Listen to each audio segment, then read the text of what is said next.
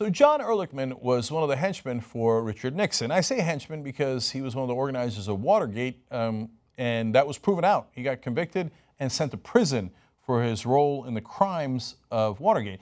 Now, one of the things he got sent to prison for was conspiracy. Because Watergate was a conspiracy. They planned to break into the Democratic headquarters, steal information about them, basically undermine our democracy, right? Well, it turns out they hatched another conspiracy, which Ehrlichman bragged about back in 1994. He said it to a writer named Dan Baum, and for some reason it has sat in the dustbin of history until this moment. And Harper's Magazine, in this April edition, ran his original quotes from back in '94. Ehrlichman, now out of prison and out of politics, felt, I guess, that he had nothing to lose, so he was going to be honest about why they started the war on drugs. And if you remember, it was Nixon. The Nixon administration started what they called the war on drugs back in 1971. Turns out, it was not because they were concerned that drugs were really dangerous for Americans. It was for attacking their political enemies. Now, again, you might think, like, come on, this sounds conspiratorial. First of all, it's the guy who did the conspiracy who's admitting it. Second of all, he got arrested for and convicted on another conspiracy. It's not like he's shy about conspiracies.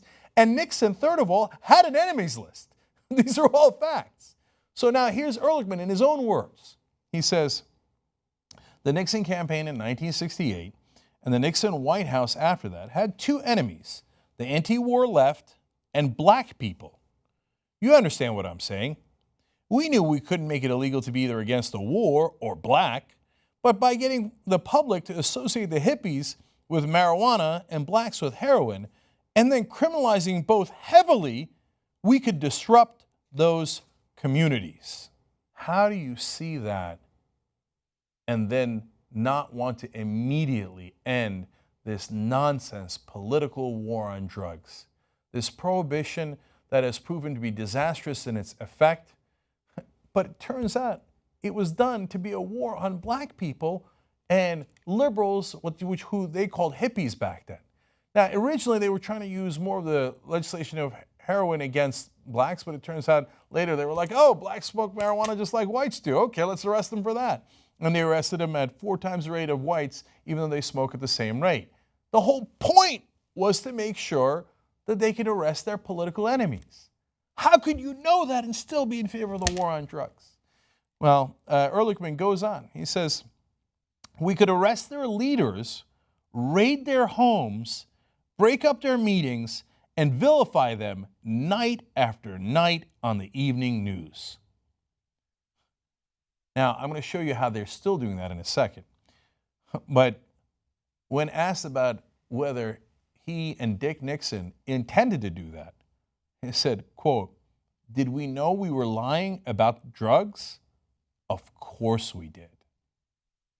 Jesus Christ. Now, there was one other member of that Nixon administration, and he wound up having a fairly large role later in American politics. Let me show you a picture of him. That's right there, Richard Nixon sitting in the White House with Roger Ailes. Now, what does Roger Ailes do now? Oh, he's the head of Fox News. Back then, Roger Ailes wrote this memo, and he gave it to Richard Nixon. Quote, a plan for putting the GOP on TV news. Now, keep in mind that Ehrlichman says, night after night on the news, we're going to blame black people for drugs and call them dangerous so we can beat them politically. Now let me show you what Fox News is doing today, night after night, led by Roger Ailes, who was in that same Nixon administration. Now watch. About race, not drugs. They feel that police departments are corrupt across the nation. They target African-American youth. They try to track them down for having J's on them, and, you know, and put them in jail because they hate blacks. I mean, that's what it is. And they totally avoid the reality of why arrests in urban America are higher than suburban America. So you know what's going on, Howard. Why don't you just admit it? But I think that if you start to arrest their children and give them records and put barriers in front of their futures and their careers, I think people say, wait a second, as you said in the previous segment, this is soft drug use. Why are you arresting and giving this kid a record, especially minority kids disproportionately. They're the ones who get arrested. Only dealers, Juan. There's no mass arrest of Bill. users. No, users are no, they get a arrested. ticket, Bill. Juan.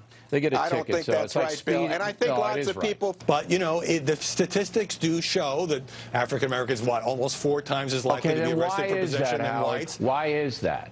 Well, I think it's because too many cops are fulfilling their quotas by going into minority neighborhoods. But the crime rates in the black urban precincts are off the chart compared to suburbs and rural areas, okay?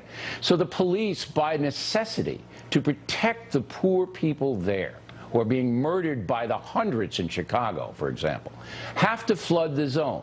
And in flooding the zone, they pull people over and they ask them questions, and if they're obviously high or openly using marijuana, they get arrested. It's not a let's hunt down the black people today. Oh, they have to flood the zone. It's not like we have the war on drugs to hunt black people down. No, Bill, that's exactly why we have it. And here you are, however many decades later, still doing that same propaganda that Ehrlichman wanted to do, Nixon wanted to do, and a young staffer named Roger Ailes wanted to do, who's now your boss. And there you are on TV telling everybody, no, the blacks are more criminal than the whites in the suburban areas, even though they actually do the crime of smoking pot at the same exact rate. But they get arrested at 4 times the rate. Why? Because that's the whole point of the war on drugs. We have to end it immediately.